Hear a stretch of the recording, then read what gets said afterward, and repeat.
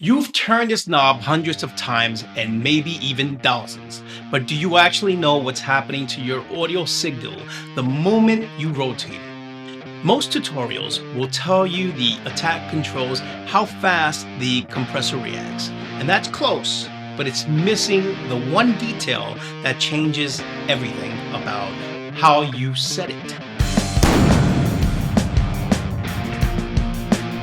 Hello, and welcome to Kinetic Sound, where we embrace the idea that we don't start off as professionals, but we can all become pros through practice and knowledge. I'm Ken, and today we're going to look at the attack knob through an engineering lens. Here's what most people think the attack knob does. They think it controls how quickly the compressor turns on, like a light switch with a dimmer. Fast attack means instant compression, slow attack means delayed compression. That mental model isn't wrong, but it's incomplete. And that incomplete picture is exactly why so many producers set their attack times by guessing instead of knowing. Here's what actually is happening inside the circuit. When your audio signal crosses the threshold, the compressor doesn't just turn on. It begins what engineers call a gain reduction ramp, a gradual increase in how much it's reducing the signal level. The attack knob controls the speed of that ramp. This is particularly intriguing because what it means for transients. With a slow attack, say 30 milliseconds or less, the initial transient of a drum hit passes through completely uncompressed. The compressor simply can't ramp up fast enough to catch it. By the time the gain reduction reaches its full amount, the transient has already punched through.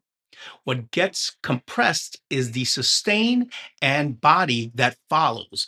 With a fast attack, say under 1 millisecond on a 1176, the gain reduction ramp catches the transient almost immediately. The compressor clamps down on that initial peak, reducing its level relative to the sustain. And here's the key insight that most tutorials leave out. This is why fast attack on drum sounds flat and controlled, while slow attack sounds punchy and aggressive. The slow attack lets the transient punch through, untouched, then compresses that sustain behind it, creating a larger dynamic difference between the snap and the body of the sound. It's not about how fast the compressor turns on. It's about how much of the transient escapes before the gain reduction catches up. Let me show you exactly what I mean.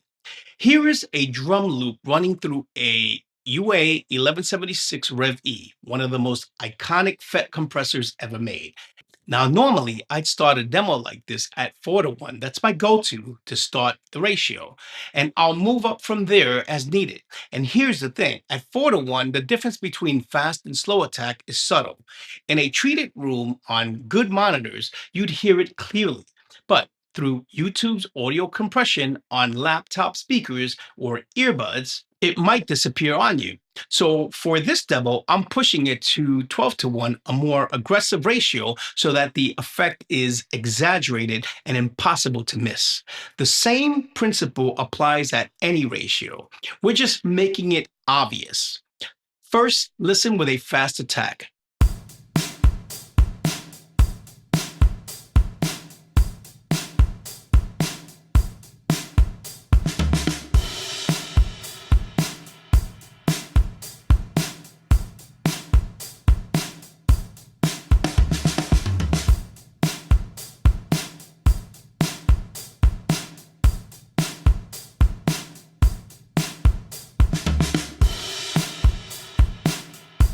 Hear how the transients are tamed, controlled, smooth? Now, same signal, same ratio, same threshold, but with a slow attack.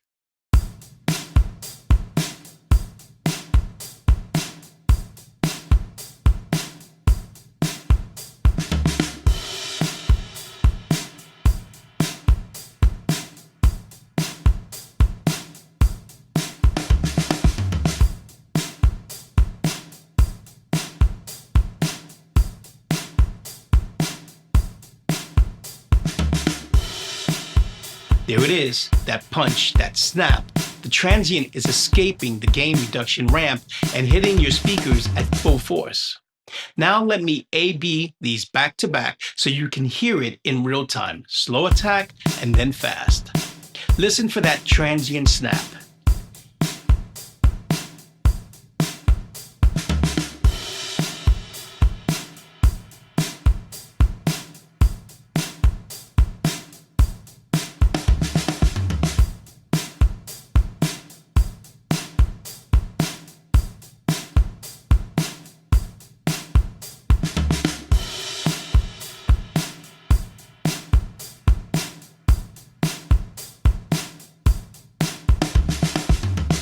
If this breakdown helps something click for you, smash that like button and let me know. And if you're not subscribed yet, now's the time. Hit subscribe so you never miss one of these deep dives. Tap the notification bell too so you are the first to know when a new one drops. I've got a whole lineup of plugins to break down, and trust me, you'll want to be here for those. And if this kind of engineering depth explanation clicked for you, I've put together a complete DSP fundamentals cheat sheet. It's a plain language field guide that covers the core concepts behind every plugin that you use today. From compression architecture to EQ topology to saturation and harmonics, it's completely free. Head over to the link in the description to grab your copy. So the next time you reach for that attack knob, you won't be guessing. You'll know that you're not controlling when the compressor turns on. You're controlling how much of the transient escapes before the gain reduction catches up. Slow attack for punch, fast attack for control, and everything in between is your creative palette. I'd love to know, what instrument do you have in mind for experimenting with the attack knob?